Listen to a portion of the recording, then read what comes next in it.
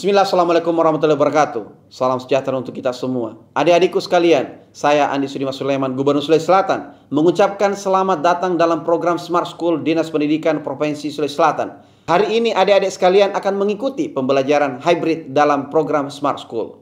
Aplikasi Smart School adalah sebuah pendekatan dengan tetap mengedepankan sebuah pendidikan dengan digital approaching, untuk kemudian mengedepankan kualitas dan mutu pendidikan yang diterima siswa secara seragam di seluruh wilayah Sulawesi Selatan, termasuk di pelosok-pelosok. Program ini bukan hanya memberikan kepada adik-adik sekalian pengalaman belajar yang baru, namun juga memberikan fasilitas kebutuhan dengan fitur bermanfaat seperti rekaman video pembelajaran yang dapat diulang, trik-trik penyelesaian soal, ujian-ujian, serta sarana konsultasi pembelajaran dari guru-guru terbaik di Sulawesi Selatan. Sering-sering mengakses aplikasi Smart School melalui gawai yang adik-adik sekalian miliki di setiap kesempatan yang dimiliki. Untuk seluruh adik-adikku sekalian yang saya cintai, saya banggakan, selamat belajar dan semoga ilmu yang didapatkan bermanfaat untuk menambah pengetahuan pendidikan adik-adik sekalian. Salam kita pada salam. Assalamualaikum warahmatullahi wabarakatuh. Salam sejahtera untuk kita semua.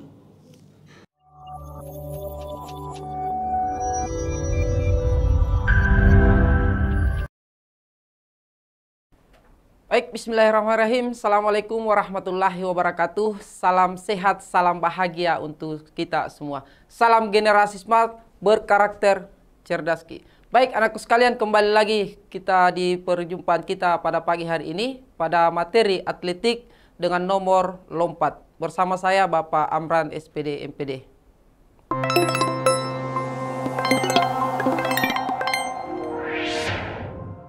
Oke, anakku sekalian, salam bahagia untuk kita semua tentunya, salam sehat. Mudah-mudahan pada pagi hari ini dengan semangat Sumpah Pemuda, anakku sekalian tetap semangat di sekolah masing-masing. Baik, kali ini kita akan membahas terkait dengan materi atletik dengan nomor lompat jauh dan lompat tinggi.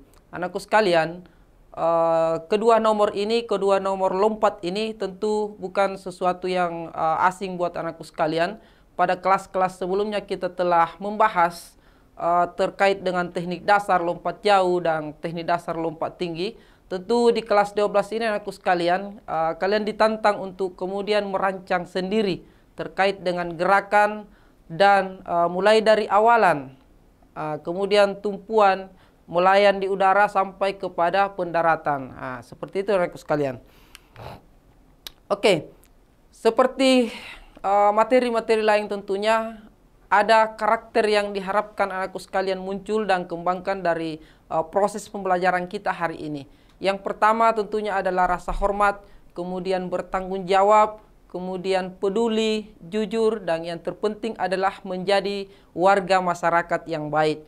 Nah, anak-anakku sekalian, dengan karakter yang anak-anakku sekalian miliki sekarang, tentu bagaimana kita menjaga dan meningkatkan karakter yang ada tersebut. Oke, adapun tujuan daripada pembelajaran kita hari ini adalah yang pertama, anak-anakku sekalian diharapkan mampu merancang cara melakukan lompat jauh. Tentu mulai dari tahapan-tahapannya. Awalan, kemudian pada saat tumpuan, kemudian melayang di udara sampai kepada pendaratan. Kemudian yang kedua adalah anak-anakku sekalian diharapkan mampu merancang atau cara melakukan lompat tinggi dengan baik. Anakku sekalian, di nomor lompat tinggi ini tentu ada juga langkah-langkah atau step by step yang akan kita bahas sebentar. Kemudian yang ketiga adalah setelah anakku sekalian mampu merancang, tentu anakku sekalian diharapkan kemudian mampu mempraktikkan hasil rancangan lompat jauh dan lompat tinggi. Itu tujuan daripada pembelajaran kita hari ini. Oke anakku sekalian, ada dua pokok bahasan yang dari nomor atletik ini, dari nomor lompat. Yang pertama adalah lompat jauh. Tentu lompat jauh ini adalah kita sepakat semua bahwa adalah salah satu nomor dalam cabang olahraga atletik di mana sebuah gerakan melompat ke depan dengan upaya membawa berat atau titik berat badan selama mungkin di udara untuk mendapatkan lompatan yang sejauh-jauhnya. Kemudian yang kedua adalah lompat tinggi. Tentu sama dengan lompat jauh tadi. yaitu salah satu nomor dalam atletik yang tujuannya adalah bagaimana anakku sekalian melatih kekuatan otot tungkai untuk melewati mistar. Nah, tentu itu yang namanya lompat tinggi. Oke, kita bahas satu persatu anakku sekalian. Di teknik lompat jauh, tentu dalam teknik lompat jauh ini ada 4 item teknik yang sangat menentukan. Mulai dari titik awalan. Nah, di titik awalan ini anakku sekalian tentu akan memulai aktivitas berlari. Kemudian selanjutnya adalah teknik menumpuh atau menolak di papan tumpuan. Kemudian yang ketiga adalah teknik melayang, dan yang keempat adalah teknik mendarat.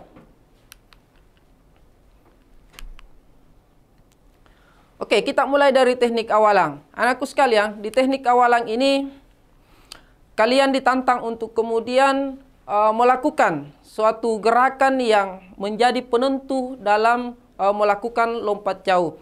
Teknik awalang ini menentukan juga jauhnya kita punya lompatan. Yang kedua adalah teknik awalang ini bertujuan untuk mengatur dan memperhitungkan langkah kita.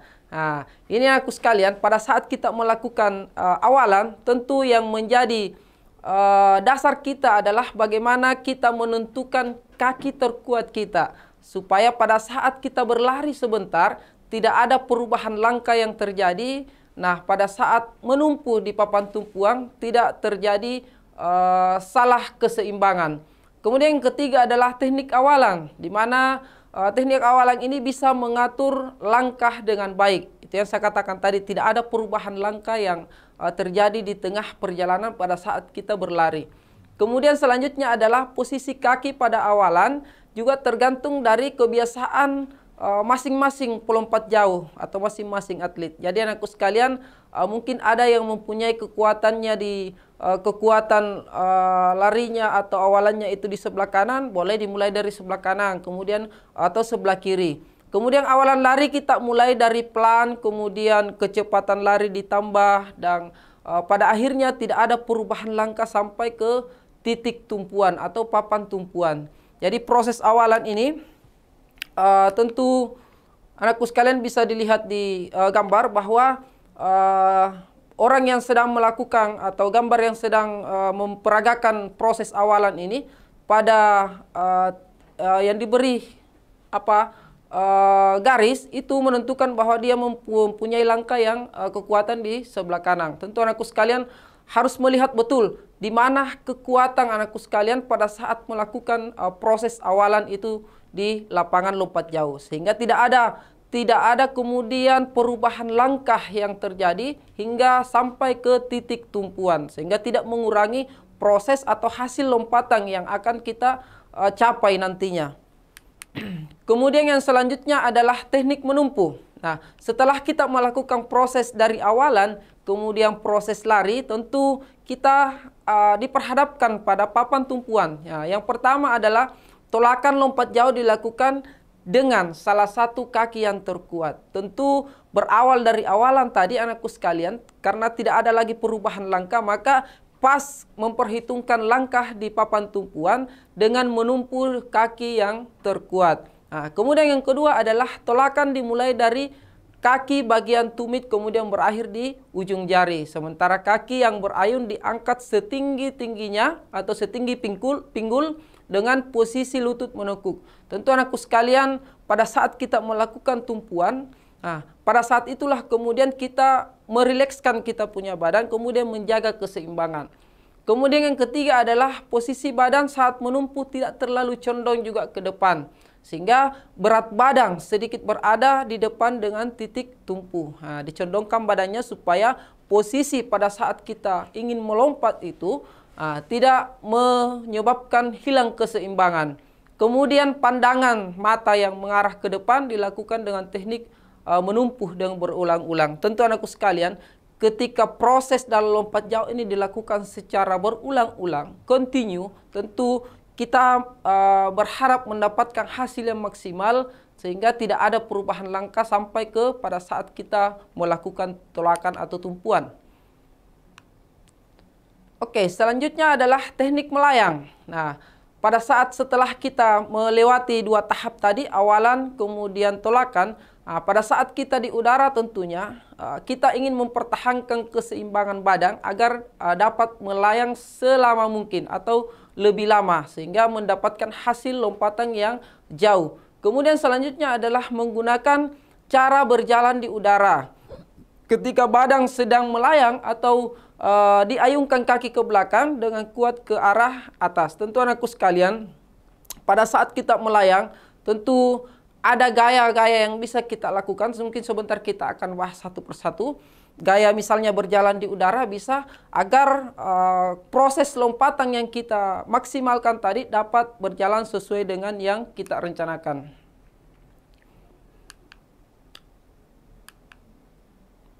Selanjutnya adalah proses atau teknik mendarat. Nah, di teknik mendarat ini tentunya adalah sesuatu yang penting karena pada saat kita mendarat atau gerakan mendarat atau jatuh ke pasir, tentu yang paling berperang adalah semua badan kita karena proses dalam pengukuran lompat jauh itu yang diukur adalah yang terdekat dengan papan tolakan tadi. Jadi proses keseimbangan pada saat kita mendarat sangat diperlukan agar kita tidak mudah terjatuh pada saat kita melakukan pendaratan.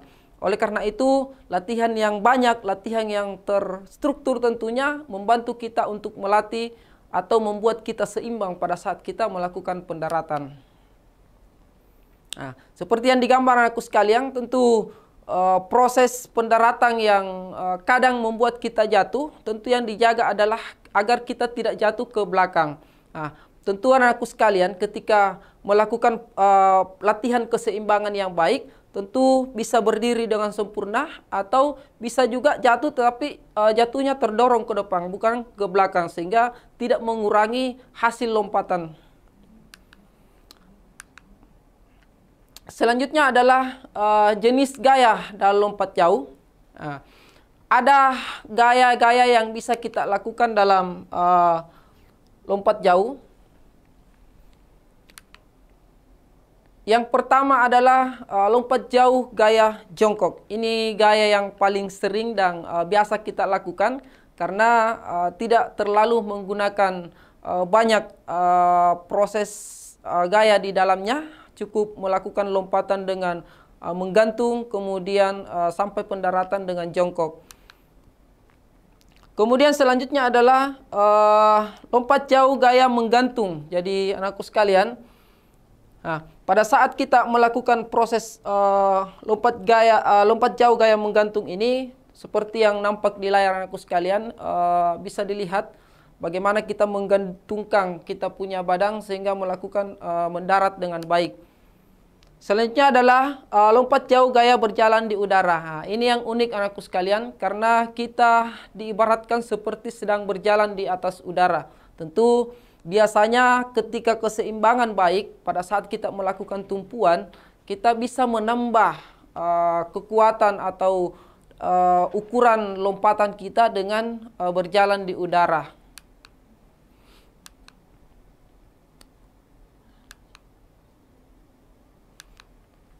Selanjutnya adalah jenis lompat jauh yang paling tua yang saya katakan tadi adalah gaya jongkok karena di mana pada saat melayang di udara atlet hanya melakukan gerakan menekuk kedua kaki. Jadi tidak terlalu ribet seperti yang berjalan di udara, tetapi gaya jongkok ini lebih kepada bagaimana menekuk kita punya lutut sampai ke proses pendaratan. Seperti yang ada di layar anakku sekalian, ada step by step yang bisa dilihat contohnya mulai dari angka 1 sampai 10. Itu adalah proses untuk melakukan gaya lompat jauh gaya jongkok. Selanjutnya adalah lompat jauh gaya menggantung.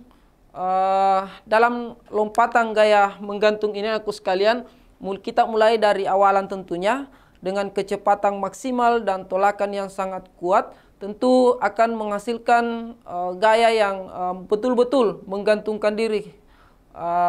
Bedanya tadi, kalau tadi kita tekuk kita punya lutut, tentu yang ini kita mengambang di udara. Pada saat badan di udara, usahakan badan melayang selama mungkin tentunya, tapi ini bisa kita lakukan ketika anakku sekalian melakukan proses latihan yang baik dan benar, kemudian terukur dan terencana.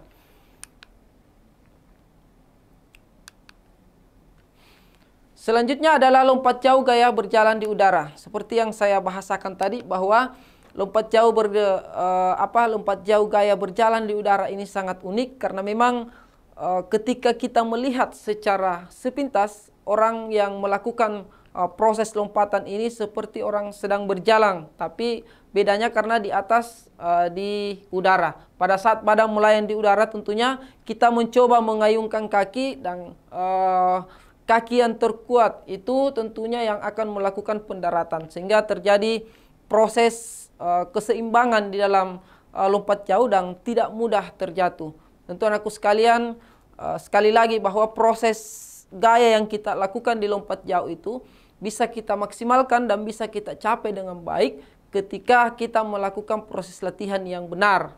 Nah, ketika kita melakukannya tanpa latihan yang baik dan benar, tentu banyak poin yang kita hilang mulai dari awalan, kemudian proses lari.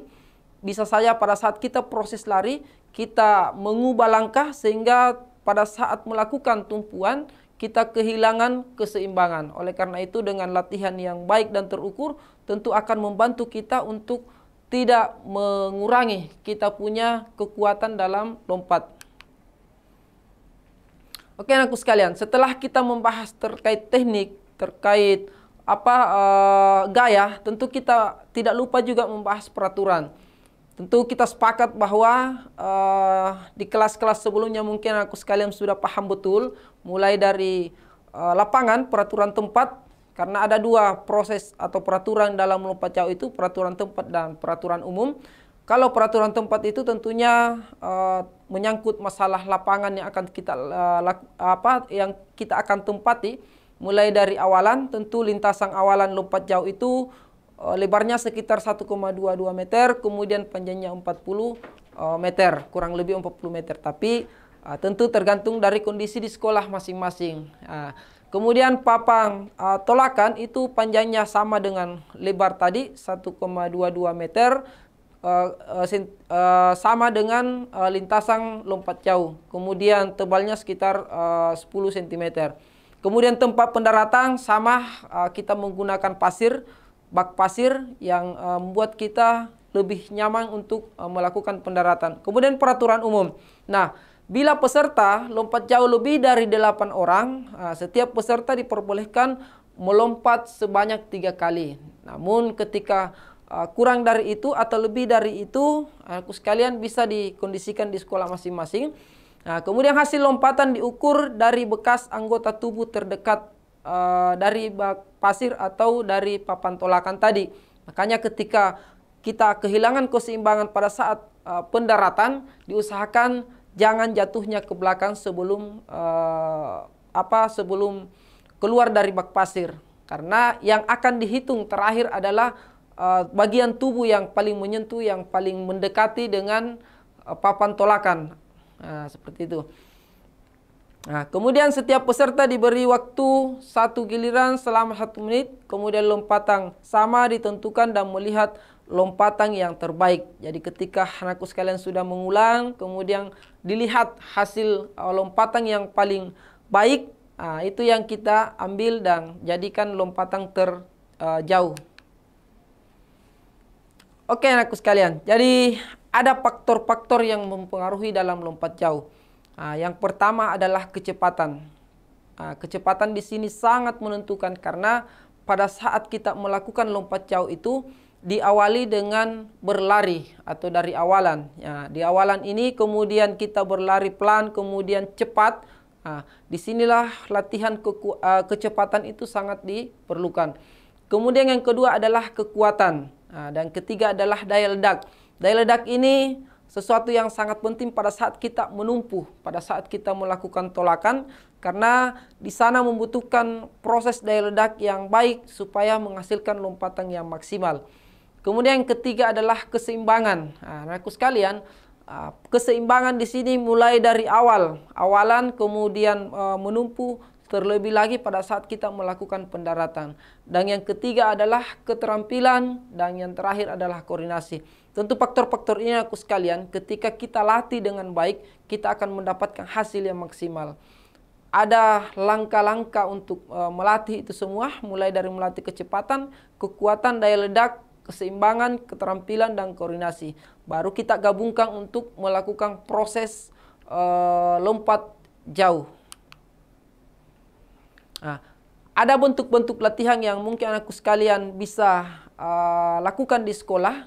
Yang pertama adalah melompat tanpa awalan dengan tolakan 2 kaki. Ini bisa dilakukan secara berulang sehingga bisa menambah kekuatan daya ledak kita pada saat melakukan lompat jauh. Kemudian yang kedua, melompat tanpa awalan dengan tolakan 1 kaki pada saat pada mendatar.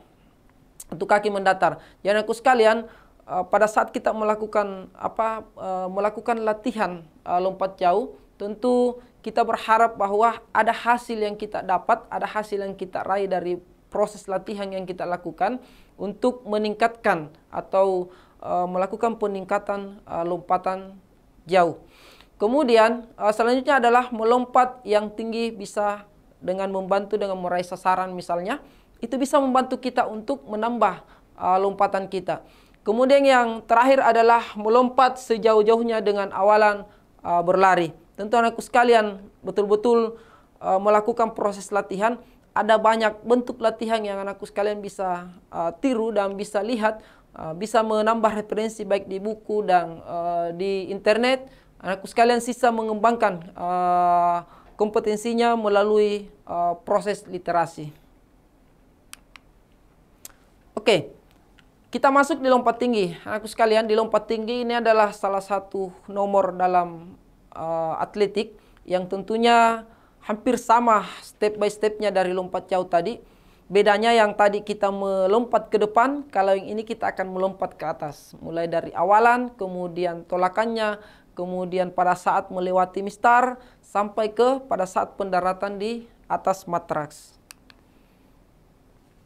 Adapun tahapan yang dilakukan pada saat kita lompat tinggi, yang pertama itu di posisi awalan. Jadi anakku sekalian, ketika melakukan posisi awalan itu, yang pertama tentunya adalah gerakan awal berlari menuju mistar. Jadi kita harus bisa memperhitungkan berapa langkah yang kita butuhkan untuk sampai ke titik lompatan di depan mistar yang akan kita lompati.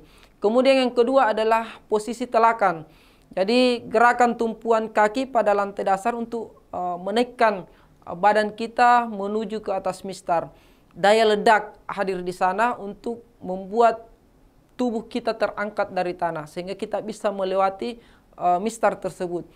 Kemudian yang ketiga adalah posisi melayang. Jadi gaya pada saat posisi melayang ini berada di atas mistar di udara tentunya.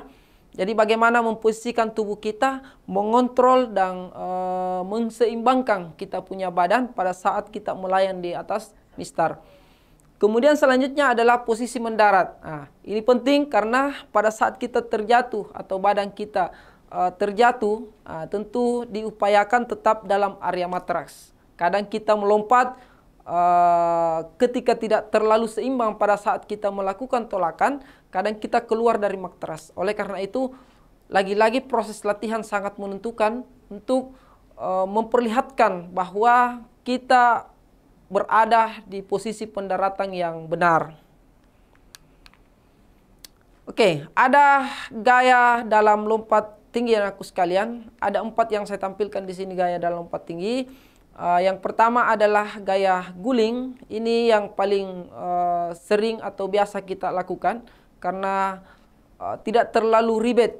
Bisa kita lakukan dan tentu anakku sekalian mampu cepat dipahami. Kemudian yang kedua adalah gaya flop. Gaya flop ini adalah gaya yang membelakangi mistar seperti yang ada di gambar. Kemudian gaya yang ketiga adalah gaya gunting dan yang keempat adalah gaya guling sisi. Jadi itu adalah gaya dalam lompat tinggi.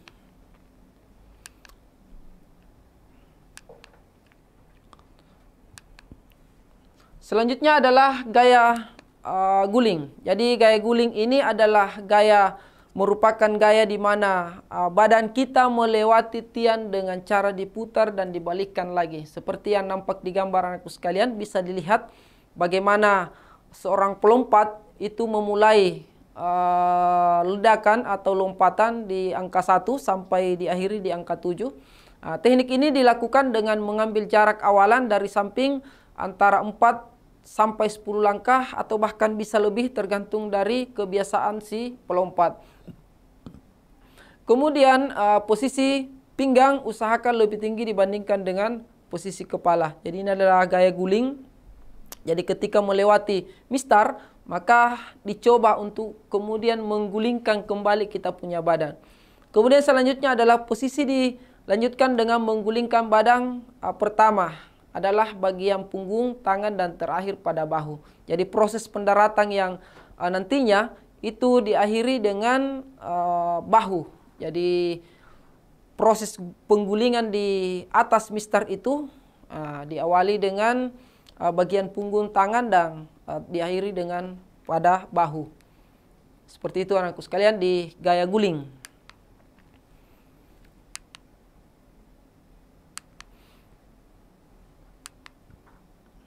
Selanjutnya adalah gaya plop. Di gaya plop ini adalah salah satu gaya yang diciptakan oleh Fosbury, seorang pelompat tinggi yang berasal dari Amerika Serikat pada tahun 1968, di mana dia mengikuti Olimpiade di Meksiko dan berhasil menjuarai dengan gaya plop tersebut. Oleh karena itu, gaya ini seperti gaya yang unik karena pada saat kita melakukan lompatan dan berada di dekat mistar, kita membelakangi mistar kemudian melakukan lompatan. Keunikannya di sini karena gerakan Fosbury itu tubuh berada di atas mistar dengan posisi terlentang dan terjatuh menggunakan punggung masih dalam kondisi terlentang. Jadi seperti di gambar bisa dilihat anakku sekalian, gaya plop ini bisa dikatakan adalah gaya yang unik. Pada awal teknik plop, plop ini arahan dari depan tegak lurus menghadap ke mistar. Kemudian bagian tubuh yang mendarat terlebih dahulu jika melakukan teknik ini dengan punggung. Seperti itu. Jadi aku sekalian, ketika terkadang ada yang bagus dan betul-betul bisa melakukan lompatan ini, ya bisa dipraktikkan dengan pada saat kita melakukan lompat tinggi di sekolah kita masing-masing.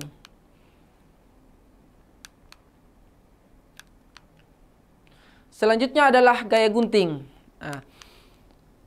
Gaya gunting anakku sekalian ini ditemukan oleh Sweeney. Ini gaya gunting disebut juga gaya Sweeney. Jadi pada tahun 1980 itu dia menggunakan gaya jongkok, namun dia merasa bahwa dia kurang tepat di gaya itu sehingga dia merubah gaya menjadi gaya gunting. Selanjutnya pada tahun 1895 Sweeney menciptakan gaya dalam lompat tinggi ini dengan gaya gunting seperti yang nampak di gambar anakku sekalian. Dia melewati mistar lompatan atau lompat tinggi dengan seperti gunting. Makanya dikatakan gaya gunting.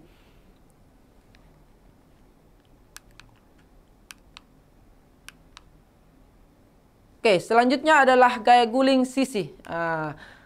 Hampir sama dengan gaya guling tadi. Tentu gaya guling ini diciptakan oleh Horing dari Amerika Serikat pada tahun 1912.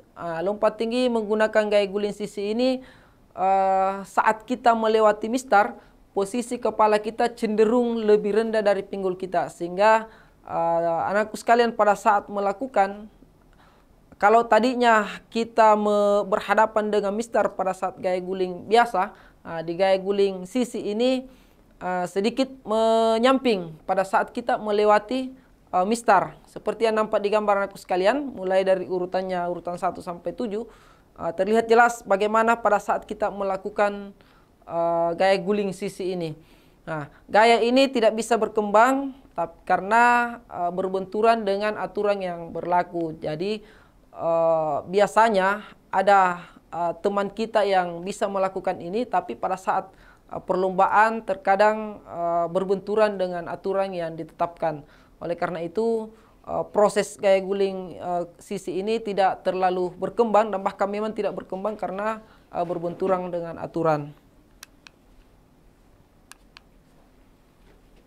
Oke, selanjutnya adalah sarana dan prasarana lompat tinggi. Anakku sekalian, di sekolah mungkin tidak semua sekolah memiliki sarana, tapi mungkin banyak cara yang bisa kita buat untuk melakukan praktik gaya lompat tinggi ini. Yang pertama yang perlu diperhatikan adalah arena untuk awalan. Tentu dari awalan anakku sekalian bisa melihat bahwa proses panjangnya tidak terbatas atau minimal 15 meter. Kemudian daerah tumpuan itu harus datar dan tidak tingkat kemiringannya berbanding 100. Kemudian tiang lompat anakku sekalian harus kuat. Harus kuat, dapat terbuat dari apa saja yang jelas bisa kita pakai untuk tiang sebagai tiang dalam lompat tinggi. Kemudian bila lompat atau mistar. Jadi mistar ini juga bisa terbuat dari kayu atau apa dan sejenisnya yang bisa digunakan untuk membuat kita bisa melewati atau kita bisa anggap sebagai mistar. Kemudian tempat pendaratan. Tempat pendaratan ini tidak boleh kurang dari 3 kali 5 meter yang tentunya bisa dikatakan bahwa matraks. Kita menggunakan matraks ya. Jadi seperti itu. Ya, ini untuk sarana dan prasarana. Ya, kalau misalnya di sekolah kita belum ada sarananya, bisa kita modifikasi dengan membuat sendiri untuk mencoba melakukan itu. Yang jelas ada matraks untuk kita gunakan untuk mendarat.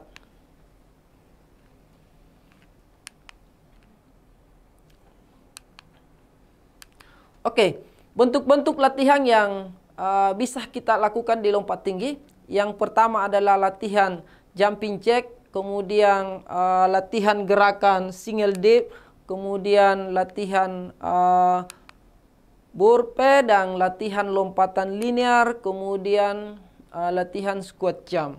Jadi anakku sekalian, untuk mencapai titik dalam lompat tinggi itu ada latihan-latihan yang bisa kita lakukan. Agar anakku sekalian bisa memahami itu, tentunya bisa kita bahas satu persatu. Yang pertama adalah latihan jumping jack seperti ini. Nah, ini bisa kita lakukan di sekolah dengan tanpa alat sebenarnya bisa kita lakukan. Jadi jenis latihan plyometrik yang dapat membantu Anda melompat lebih tinggi tentunya. Seperti yang ada nampak di gambar anakku sekalian. Fungsinya juga bisa selain daripada bisa menambah daya ledak kita atau lompatan kita, bisa juga meningkatkan detak jantung dan melancarkan aliran darah. Ini latihan jumping jack, bisa dipraktikkan. Kemudian selanjutnya adalah latihan jumping jack. Latihan ini akan membangun stabilitas saat melompat. Jadi pada saat kita melompat betul-betul harus stabil. Dengan menggunakan satu kaki pada satu waktu. Jadi latihan keseimbangan tubuh dan memperkuat otot-otot paha dan perut. Karena pada saat kita melompat kita membutuhkan keseimbangan yang baik, maka kita memerlukan bentuk-bentuk latihan seperti latihan jumping jack ini. Jadi ini bisa melatih keseimbangan kita, bisa membuat tubuh kita stabil pada saat ingin melompat atau pada saat kita di depan mistar. Selanjutnya adalah latihan burpee. Jadi latihan ini adalah latihan untuk membangun kekuatan, daya tahan dan kebugaran kardio. Kemudian latihan ini juga komplit karena mulai dari berdiri, kemudian bisa dilihat di gambar 1, 2, 3, 4, 5, sampai 7. Ini ketika dilakukan secara berulang-ulang dengan repetisi yang maksimal, tentu akan membantu kita untuk menambah lompatan kita. Jadi burpee ini melatih seluruh tubuh sehingga punya kekuatan untuk lompat lebih tinggi. Jadi anakku sekalian bisa dipraktekkan juga bisa kita praktekkan di rumah masing-masing atau di sekolah pada saat kita ingin melakukan materi atau membahas materi lompat tinggi.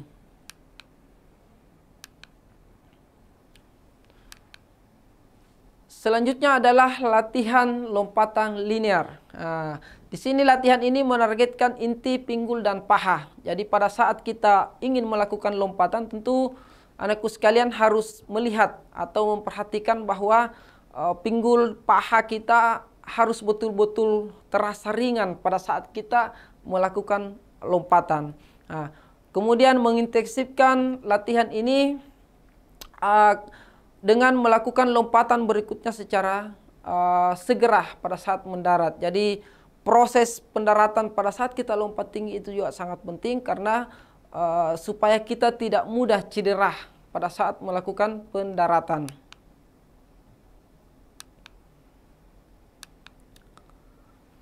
Oke, yang terakhir di sini adalah latihan squat jump. Jadi anakku sekalian, latihan yang akan dilakukan adalah latihan squat jump ini dengan menggunakan kekuatan tubuh, pinggul, dan kaki untuk melompat secara eksplosif. Tujuannya sebenarnya adalah bagaimana membuat kita atau tubuh kita stabil pada saat melompat. Karena ketika kita melompat tanpa kestabilan yang baik, itu bisa membuat kita cedera, bisa juga membuat lompatan kita tidak maksimal, bisa juga membuat terjatuh sebelum melompat. Oleh karena itu, kestabilan tubuh atau keseimbangan tubuh itu sangat penting pada saat kita melakukan lompatan. Oleh karena itu, bisa dengan latihan squat jump. Nah, ini bisa dilakukan di mana saja karena tidak membutuhkan ruang yang khusus atau lapangan yang khusus. Tetapi anakku sekalian bisa melakukan dengan baik ketika betul-betul bersungguh-sungguh melakukan atau mengikuti prosesnya. Nah, setelah menguasai squat jump dan siap untuk naikkan level di berikutnya, tentu anakku sekalian harus memperhatikan dari setiap langkah dalam latihan itu. Sehingga betul-betul ada kemaksimalan dalam proses latihan yang kita lakukan. Oke, itu tadi anakku sekalian pembahasan terkait dengan lompat jauh. Tentu masih banyak yang perlu kita bahas tentunya, namun kita dibatasi oleh waktu. Tapi saya yakin Bapak dan Ibu guru di sekolah masing-masing akan membahas lebih jauh dan dengan pemahaman anak-anakku sekalian. Karena proses literasi yang banyak, bisa melalui buku, bisa melalui internet dan lain sebagainya. Proses untuk latihan-latihan dan lompat jauh dan lompat tinggi bisa kita dapatkan dan bisa kita akses di mana saja. Oleh karena itu, anakku sekalian, proses latihan yang baik tentu akan mendapatkan hasil yang maksimal. Nah, di akhir anakku sekalian tentu masih ada waktu. Mungkin ada yang ingin kita diskusikan bersama-sama, mungkin ada yang bisa kita bagi bersama-sama, atau mungkin ada yang ingin dipertanyakan. Silahkan di raise hand, kemudian bisa juga di kolom chat. Nah, mungkin bisa kita diskusikan sama-sama. Silahkan yang ingin bertanya di raise hand, kemudian perkenalkan nama dan asal sekolahnya.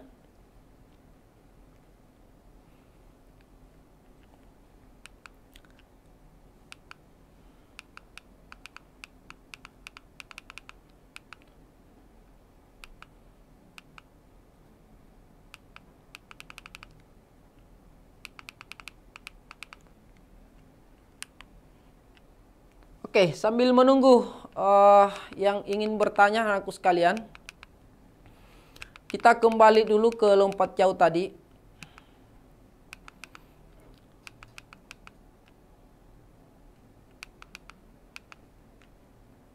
Ya, lompat tinggi. Kita ke sini di lompat tinggi. Jadi, lompat tinggi sesungguhnya anakku sekalian bisa berhasil dan bisa kita lakukan dari semua gaya, tergantung dari proses latihan dan proses langkah-langkah yang kita lakukan. Terkadang di sekolah anakku sekalian belum dicoba sudah takut duluan. Tentu itu mempengaruhi sugesti kita pada saat melihat mistar yang akan kita lewati. Nah, berbeda kalau misalnya ketika baku kejar-kejaran kemudian melewati sesuatu, nah, berbeda pada saat ingin melakukan lompat tinggi. Karena sugesti dalam pikiran selalu, saya tidak mampu untuk melakukan itu. Padahal anakku sekalian sebenarnya mampu untuk melakukan itu, hanya tingkatan dari setiap tingginya lompatan itu yang berbeda-beda.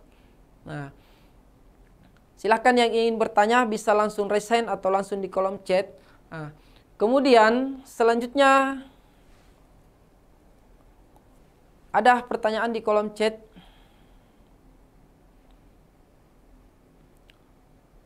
Apakah teknik lompat tinggi sama dengan lompat galah dari SMA 1 Selayar? Jadi anakku sekalian, lompat galah ini kadang kita menggunakan alat. Nah, tetapi sebenarnya pada saat proses awalan itu tetap menggunakan awalan berlari terlebih dahulu, tapi langkah yang kadang berbeda. Kalau galah karena kita menggunakan alat tidak terlalu jauh langkahnya. Kalau lompat tinggi kita membutuhkan langkah yang sedikit daripada lompat galah tadi. Kalau lompatannya galah itu karena kita menggunakan alat, tentu lompatannya lebih tinggi daripada lompat tinggi. Kalau lompat tinggi ini kita tidak menggunakan alat, betul-betul kita menggunakan kekuatan atau daya ledak yang ada di tubuh kita. Oleh karena itu yang menentukan adalah proses latihan yang kita lakukan sebelum melakukan lompat tinggi. Itu sangat menentukan dalam lompat tinggi. Mulai dari latihan awalan, kemudian latihan pada saat tumpuan atau menolak, tolakan pada saat kita ingin melompat, kemudian pada saat melayang dan terakhir pendaratan. Tapi yang terpenting adalah pada saat kita melakukan awalan. Nah, di sana kita ambil ancang-ancang itu betul-betul harus terukur supaya proses yang kita lakukan itu bisa berjalan maksimal. Karena kalau kita tidak memperbanyak latihan, tentu banyak hal yang bisa terjadi. Salah satunya misalnya kita salah langkah pada saat ingin melompat. Kemudian yang kedua, pada saat kita melompat, kita kadang takut dan lain sebagainya. Tentu dengan proses latihan yang baik, anakku sekalian bisa melakukan lompat tinggi juga dengan baik. Tentu selalu diawali dengan proses awalan, jadi gerakan berlari tadi. Tentu anakku sekalian, lompat tinggi ini mungkin bukan sesuatu yang sangat sulit ketika kita melakukan latihan yang baik. Tapi kalau kita tidak pernah melakukan latihan, tentu kita merasa kesulitan untuk melakukan praktik dalam lompat tinggi. Nah, apalagi pada saat kita melayang, ini yang terkadang banyak anakku sekalian takut karena ada palang, ada mistar yang akan kita lewati. Tetapi sebenarnya mistar yang akan kita lewati ini sekalipun kita tidak mampu melewatinya, tentu akan bisa kita jatuh atau bisa jatuh dengan sendirinya mistar. Tidak akan menghalangi kita untuk lewat. Tapi proses pada saat melayang ini tersentuh sedikit saja mistar tentu akan jatuh. Jadi tidak usah ragu, tidak usah takut tentunya. Oke, manfaat ya, luar biasa. Oke, dari SMA 1 Selayar, apa manfaat dari lompat tinggi? Oke, baik. Tepuk tangan dulu untuk SMA 1 Selayar. Jauh-jauh dari Seberang tapi alhamdulillah bisa live dengan baik. Tentu sebuah kita berikan apresiasi yang luar biasa. Apa manfaat yang bisa kita ambil dari lompat tinggi? Tentu banyak anakku sekalian. Karena anakku sekalian ini adalah kelas 12 masa pelajar, tentu membutuhkan proses tumbuh termasuk mulai dari fisik, emosional dan psikologi. Tentu dari itu lompat tinggi ini mempunyai manfaat yang luar biasa buat anakku sekalian ketika kita melakukannya. Bisa membuat kita, contoh dasarnya misalnya membuat kita lebih tinggi. Karena kita ingin melakukan lompatan-lompatan tentu membuat otot-otot kita atau tulang-tulang kita itu meregang. Sehingga bisa menambah proses atau tumbuh kembang kita sebagai peserta didik yang masih di usia bertumbuh atau menumbuh. Jadi seperti itu. Jadi yang paling intinya, yang paling berperang manfaatnya adalah bagaimana anakku sekalian bisa berkembang dengan baik, kemudian tumbuh tinggi dengan baik. Yang terpenting adalah karakter yang didapatkan. Bagaimana anakku sekalian menumbuhkan karakter dari setiap proses yang dilakukan di lompat tinggi tersebut. Jadi seperti itu. Oke, karena kita dibatasi waktu juga anakku sekalian, sisa 1 menit. Tentu di akhir proses pembelajaran kita hari ini bahwa kelas 12 ini anakku sekalian sebentar lagi meninggalkan sekolah. Tentu proses pembelajaran yang dilakukan selama ini bisa dikatakan sudah mencapai dan sudah maksimal. Harapan kita bahwa proses yang kalian dapatkan di pendidikan jasmani, olahraga, dan kesehatan ini membuat anakku sekalian semakin sehat setelah keluar dan tercatat dirinya sebagai alumni. Oleh karena itu, karakter anakku sekalian tetap dijaga dan ditingkatkan untuk bergabung di tengah masyarakat nantinya. Oleh karena itu, saya rasa cukup untuk pertemuan kita hari ini. Lebih dan kurangnya mohon dimaafkan. Sekian, Assalamualaikum warahmatullahi wabarakatuh. Salam olahraga.